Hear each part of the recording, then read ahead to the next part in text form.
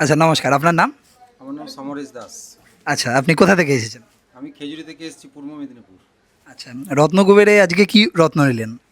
আমি আজকে নিলাম ক্যাট সাইজ নিলাম আর একটা মুগা নিলাম। আর আমি দীর্ঘদিন ধরে এখানে আসছি, প্রায় আজ 15 বছর ধরে। 15 বছর আগে আমি এখানে এসে প্রথমে, আমি যখন আসি খুবই অসহায় ছিলাম। তখন মানুষ আমাকে চিনতও না, আর এতটা আমার কিছু ছিলও না। তখন একটা ফাটা কাপড়ে আমি আসতাম। আসার পরে ইনি যে দিদির কাছে এসে সব কিছু বললাম। তারপরে এখানে আমাদের শাস্ত্রীজি বসে, উনি দেখলেন। দেখার পরে আমাকে কিছু ডিসিশান দেয়।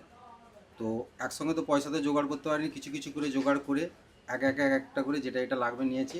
আজকের ডেটে আমি একদম আমার জায়গায় ঠিক আছি। আচ্ছা, কলকাতা সহ পশ্চিমবঙ্গে অনেক রত্নের দোকান আছে, তবু রত্নকুবের কেন? না, রত্নকূপেরটা একটা বিশ্বাস্ত জায়গা এবং খুবই বিশ্বাস। ইনার কাছে চোখ বন্ধ করে জিনিস নিয়ে গেলে ওটা কাজ দেবেই। অন্য জায়গায় বিশ্বাস করতে পারি না, কিন্তু রত্নকূপের আপনি যেখানেই যাবেন, রত্নকূপের উপরে আপনি কিছুই পাবেন না।